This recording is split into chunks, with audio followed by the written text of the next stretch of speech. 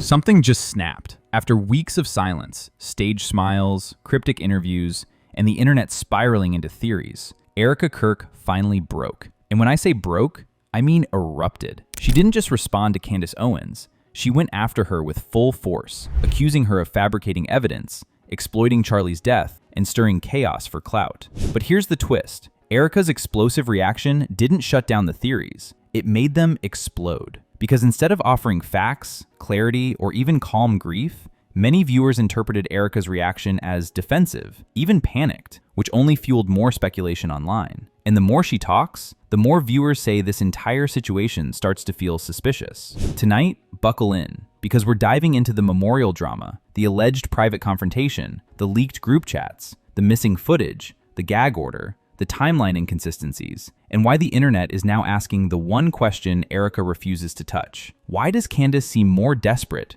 for answers than Charlie's own widow? Let's unravel this. For nearly a month, the pattern was the same. Candace Owens publicly questioning every detail of Charlie's death, pointing out contradictions, demanding transparency, and dropping new claims day by day, while Erika stayed oddly calm. No push for answers, no pressuring investigators, no public frustration, no timeline breakdowns, no forensic questions, just silence, smiles, and occasional emotional quotes that didn't actually clarify anything. But behind the scenes, according to multiple sources, Candace and Erika had a heated private confrontation where Erika accused Candace of fabricating medical files, misrepresenting evidence, using Charlie's name for attention, and spreading harmful lies. Instead of saying something simple like, "Candace is wrong, here are the facts," viewers say Erika's response went straight into character-focused attacks, emotional, defensive, almost panicked, and the internet immediately picked up on it because the timing was suspicious to many. Erika stayed silent during weeks of theories,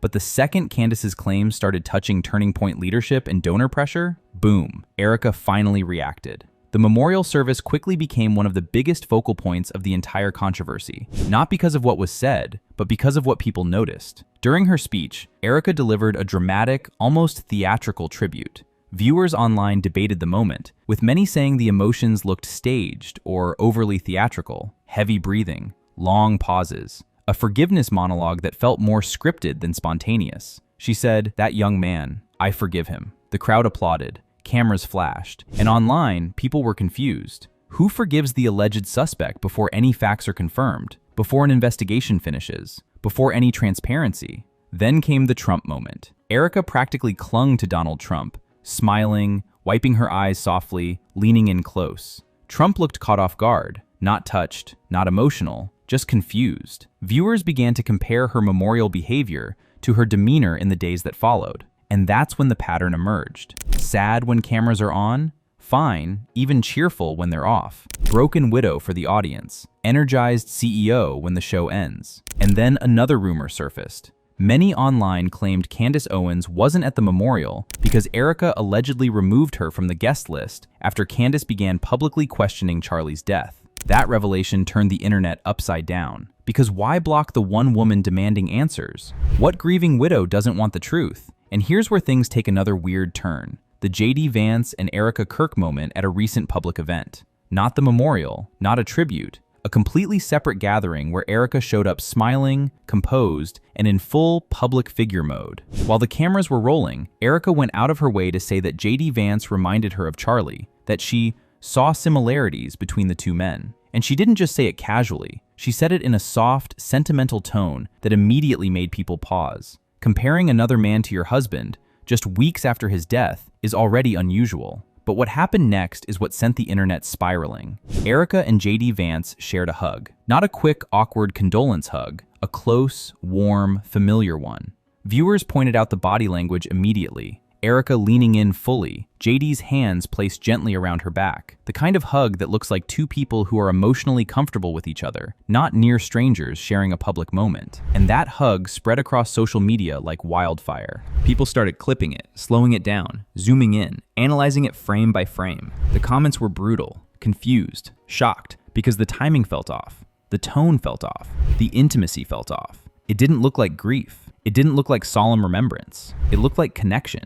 At least according to viewers online. The big questions hit immediately. Why is Erika comparing JD Vance to Charlie at all? Why is she saying it publicly? Why is she giving him a warm embrace? Why does JD Vance look so comfortable? 7 days after the crying on stage memorial, Erika was in full business mode. Not grieving mode, not family mode, not healing mode. She sat down on camera, planning productions, outlining new shows, and casually mentioning adding 5 more episodes a week. People were shit. Her husband was shot in front of hundreds of people. He left behind 2 young kids. Yet viewers noted that Erika seemed to have enough emotional bandwidth to double her workload, pitch new content ideas, and rebrand herself as the girl boss CEO of Turning Point USA. Many felt the speed was unnatural, not grief, not shock, not confusion, just a smooth transition into leadership and media presence, as if a switch flipped. It felt too fast, too polished, too rehearsed, too opportunistic, at least in the eyes of many online.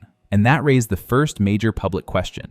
Was Erika preparing for this role before Charlie died? After Erika's alleged accusations against her, Candace did not back off. She escalated. She alleged that she had sources stating, Tyler Robinson, the alleged shooter, was not suicidal. His father never turned him in. The suicidal confession was fabricated. He had never been to the UVU campus. There were no videos of him there. The FBI's narrative was inconsistent. She claimed the only truthful part was that it was his gun. Everything else was federal fiction. Then she pulled out the Dairy Queen photo, allegedly taken at 6:38 p.m. the same day, showing Tyler casually ordering food near campus, wearing the same outfit he supposedly wore during the crime. Calm, relaxed, not hiding, not panicked. Candace called it psychopath-level calmness. And then came her biggest claim yet, the crime scene tampering. 2 men, minutes after Charlie was shot, entered the area, moved Charlie's chair, climbed onto it, and removed the camera directly above his head. They allegedly removed the SIM card, the one containing the clearest angle of the shooting. No police stopped them. No investigators questioned them. Nobody explained why. People were horrified. That single video fueled the theory, among viewers, that evidence might have been mishandled. Then Candace dropped the group chat messages, the ones from 48 hours before Charlie's death. 9 individuals, Charlie, Rob McCoy, several unnamed Turning Point insiders. The messages were explosive. Charlie says he lost a major $2 million Jewish donor because he refused to cancel Tucker Carlson. He says donors are playing into stereotypes. He says he refuses to be bullied. He says he's thinking of leaving the pro-Israel cause entirely. As Candace built a case for inconsistencies, Erika appeared to focus on media tours, podcast scheduling, content expansion, rebranding Turning Point, new partnerships. People online found it strange. A widow, viewers said, should be furious, demanding justice, pushing investigators, destroying anyone who lied. Instead, Erika's anger seemed directed at one person, Candace Owens. And people started asking, why is Candace her biggest enemy and not the person who allegedly took Charlie's life? Comments flooded every social platform. Candace seems more devastated than Erika. Erika's behavior doesn't match a grieving spouse. Why is she trying to silence the investigation? Something deeper is going on here. This feels like political theater, not grief. Whether fair or not, the perception is undeniable. Erika's reaction created more suspicion, not less. Here's the part nobody expected. Not the media, not Turning Point, and definitely not Erika. The shift didn't start with critics, haters, or conspiracy accounts. It started with Charlie's own supporters. People who followed him for years. People who respected his work. People who saw him as a leader, a voice, a fighter. These were the same people who initially gave Erika the benefit of the doubt. They defended her. They comforted her. They told others to give her space. But that patience disappeared the moment Erika's behavior stopped matching the seriousness of the situation. And that shift wasn't subtle. It was loud, sharp, and immediate. The comments under her post changed tone overnight. Her interview started getting clipped and analyzed like evidence. Even longtime TPUSA supporters began saying something felt off. These weren't random trolls.